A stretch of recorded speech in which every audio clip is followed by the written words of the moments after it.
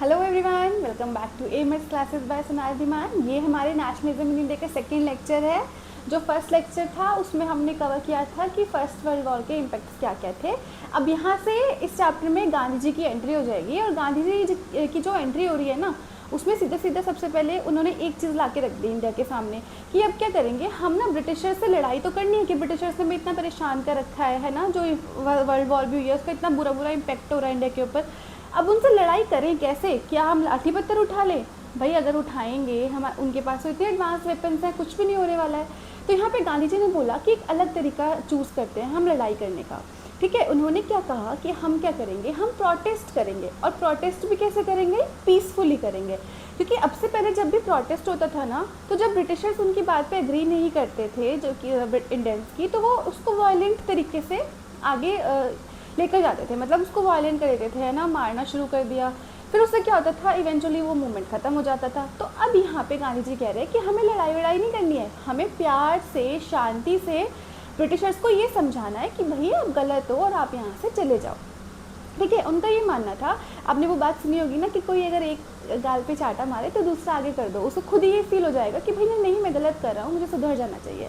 तो यहीं पे गांधी जी की ये थिंकिंग थी। अब इसको देखते हैं कि सत्याग्रह एक्चुअल में है क्या। इंपॉर्टेंट क्वेश्चन है, आपके एग्जाम में आएगा। अगर किसी कॉम्पिटिटिव एग्जाम की प्रिपरेशन कर रहे हो, उसके लिए पढ़ रहे हो, तो ये उसमें भी आगे आपके काम आने वाला है। तो देखो क्या है सत्याग्रह। सत्याग्रह बेसिकली, आप अगर मैं आसान शब्दों में आपको बताऊँ तो सत्याग्रह सिर्फ और सिर्फ एक प्रोटेस्ट करने का तरीका है। मतलब कि प्रोटेस्ट करेंगे हम गवर्नमेंट के खिलाफ। अब वो करना कैसे है ये देखो।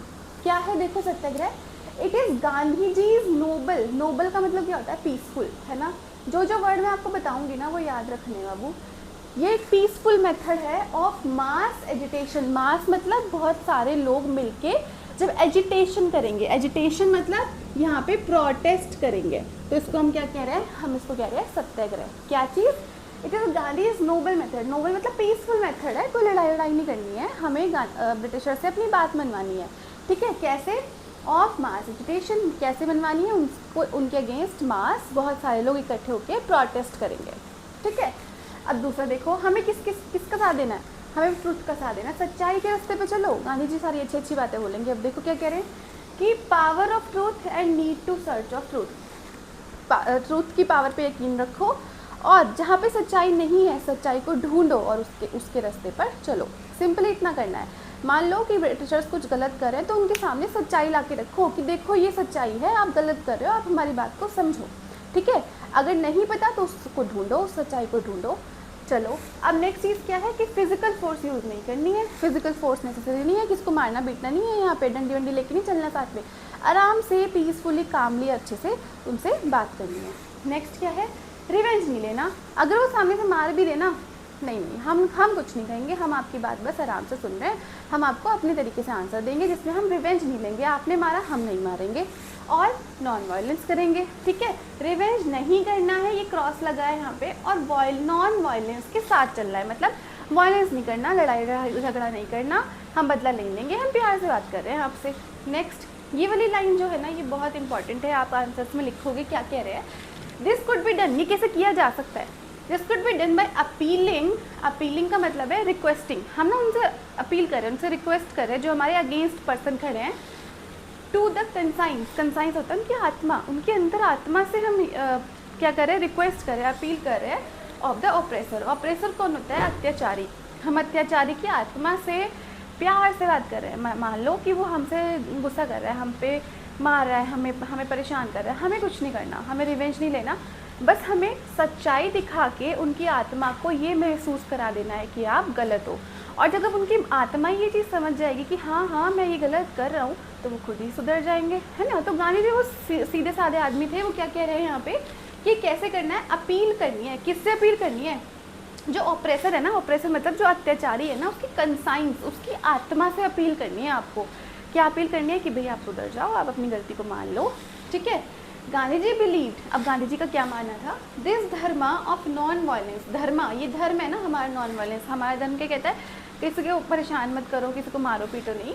Could unite Indians. अब इसी से ही इंडियंस जो है यूनाइट होंगे, क्योंकि अगर लड़ाई होती रहेगी, कोई इधर पिट रहा है, कोई उधर पिट रहा है, हम इतने टेक्नोलॉजिकली एडवांस नहीं है जितने अभी ब्रिटिशर्स हैं, तो उससे कुछ होने नहीं वाला है। तो गांधी जी ने यहाँ पे एक सॉल्यूशन निकाला, क्या? सत्याग्रह। अब देखो इस सत्याग्रह में हमने क्या चीज़ें पढ़ी है। सबसे पहले तो एक नोबल मेथड है, पीसफुल मेथड है मास एजिटेशन का, प्रोटेस्ट का। देन पावर ऑफ ट्रूथ पे चलना है ना, हमें सच्चाई के रास्ते पे चलना है। नहीं पता सच्चाई का रास्ता तो उसको ढूंढो। नेक्स्ट, फिजिकल फोर्स का यूज़ नहीं करेंगे, रिवेंज नहीं लेंगे। क्या करना है? नॉन वायलेंस करना है। और ये कैसे होगा? आप अपील करो प्रेशर की कंसाइंस से। कंसाइंस क्या बताया मैंने आपको? कंसाइंस क्या होती है? उसकी आत्मा, उसकी आत्मा है ना, जो हम कहते हैं किसी की गट, उससे आप अपील करो कि नहीं नहीं आप गलत हो, आप सुधर जाओ। और लास्टली उनका ये मानना था अगर हम ये सब करते हैं तो इंडियंस यूनाइट हो जाएंगे और ब्रिटिशर्स को हम यहाँ से भगा देंगे। अब देखो ये ना जो उनका आइडिया था ना, कोई भी आइडिया बिना प्रूफ के सही साबित नहीं होता। अब यहाँ पे ना गांधी जी ने 3 प्रूफ दिए कि ये सत्याग्रह कैसे ठीक है। अभी हम उनके ये 3 प्रूफ पढ़ेंगे और ये इंपॉर्टेंट है, एग्जाम्स में आएगा कि कहाँ कहाँ पे ये जो सत्याग्रह है वो हुआ था।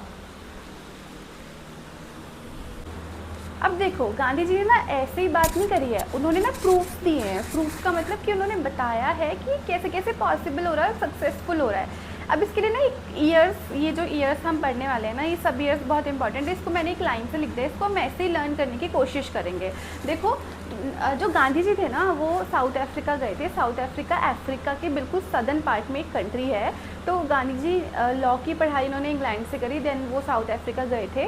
तो वहाँ पे जाके ना उन्होंने देखा कि वहाँ पे अपार्थाइड है, अपार्थाइड बोलते हैं वैसे इसको। अपार्थाइड में क्या था कि वहाँ पे ना ब्लैक लोगों के साथ डिस्क्रिमिनेशन होता था। जो वाइट वहाँ पे लोग थे, जैसे इंडिया में ब्रिटिशर्स थे ना, वैसे ही वहाँ पे यूरोप के लोग, ब्रिटिशर्स ने वहाँ पे रूल किया हुआ था और वो वहाँ पे ब्लैक लोगों के साथ बहुत ज़्यादा उनको परेशान किया करते थे। तो यहाँ पे क्या हुआ, गांधी जी वहाँ पे गए, वहाँ पे उन्होंने सत्याग्रह जो था किया और वहाँ पे ना वो सत्याग्रह सक्सेसफुल हुआ। सक्सेसफुल कैसे हुआ कि वहाँ पे ये स्टोरी है, वैसे तो अगर मैं इस वीडियो में समझाऊंगी तो लंबा हो जाएगा, बस आप फिलहाल के लिए इतना समझो कि गांधी जी ने ना वहाँ की जो ब्लैक पीपल थे उनको कुछ बेसिक राइट्स दिलवाने में हेल्प की थी।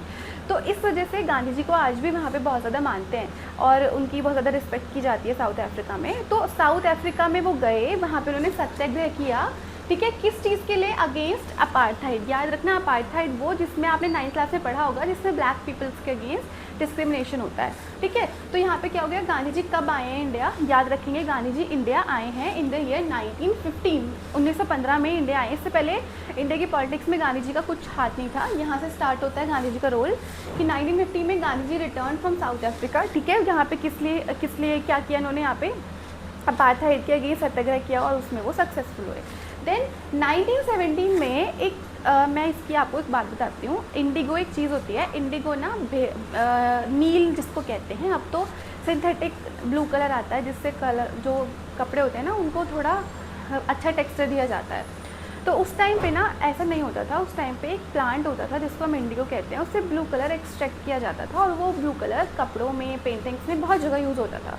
तो वो उसकी प्लांटेशन इंडिया में अच्छी होती थी और पर उसमें ना कुछ साइड इफ़ेक्ट्स थे उसके, क्योंकि जो पर्सन इसको करता था उसको 8-8 घंटे पानी में खड़े होके उसमें वर्क करना पड़ता था। साथ ही में ब्रिटिशर्स उनको प्रॉमिस तो करते थे ज़्यादा पे करने का, लेकिन उतना पेमेंट उनको नहीं दी जाती थी, उससे ज़्यादा उनसे टैक्स ले लिया जाता था। तो वहाँ पे ना चंपारण एक जगह है बिहार के अंदर, यहाँ पे ना कुछ प्रॉब्लम्स होने लगी इंडिगो प्लांटेशन वर्कर्स की और ये अगेंस्ट थे ब्रिटिशर्स के।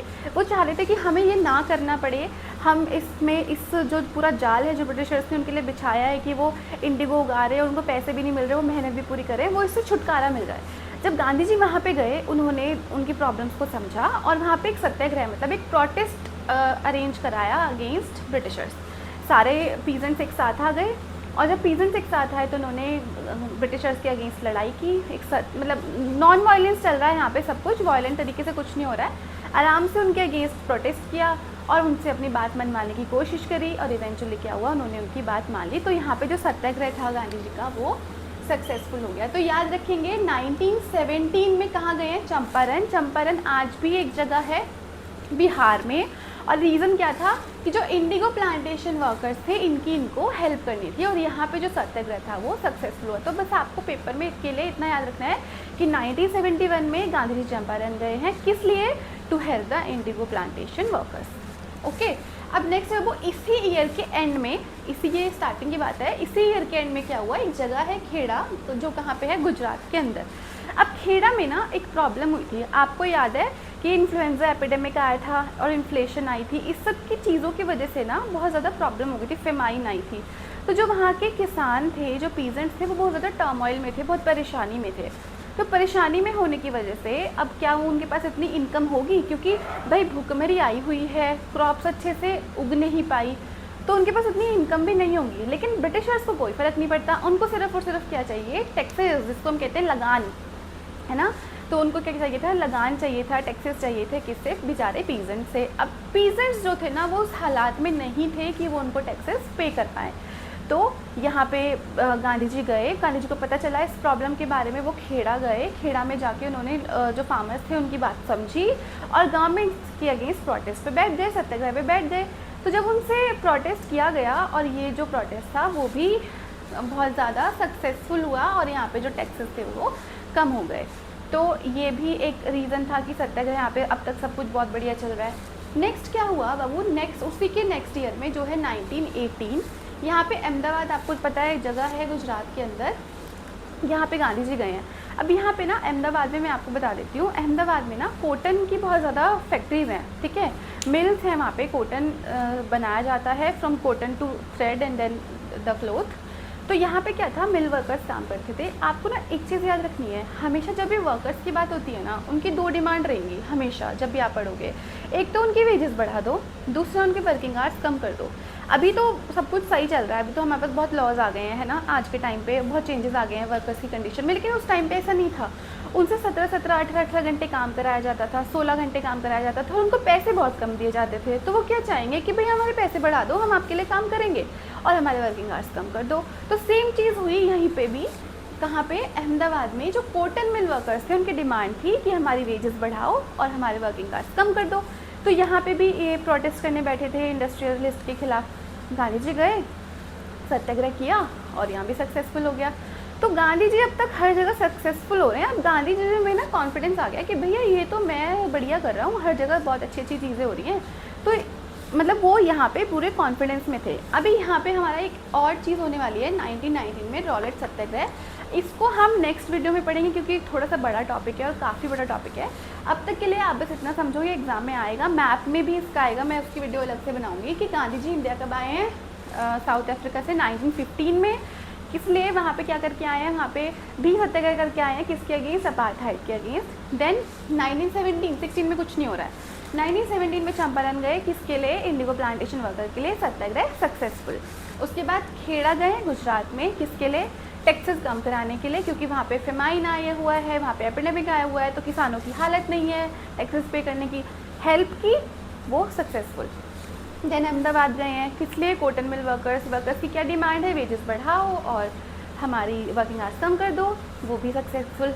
अब देखो ये सब चीज़ें अच्छी हो रही हैं। फिर आया एक चीज़, रॉलेट सत्याग्रह। रॉलेट सत्याग्रह बहुत ब्रॉड टॉपिक है, इसको हम नेक्स्ट वीडियो में कवर करेंगे। अब तक के लिए आई होप आपको ये पूरा टॉपिक समझ आया होगा कि सत्याग्रह होता क्या है और कहाँ पे ये एक्चुअल में हुआ और सक्सेसफुल भी हुआ।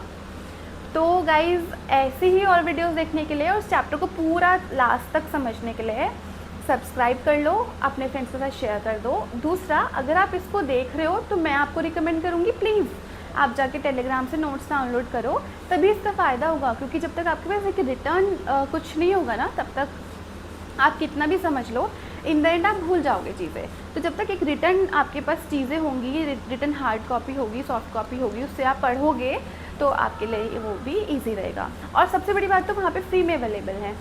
तो गाइज़ बस सब्सक्राइब कर दो और शेयर कर दो। Thank you.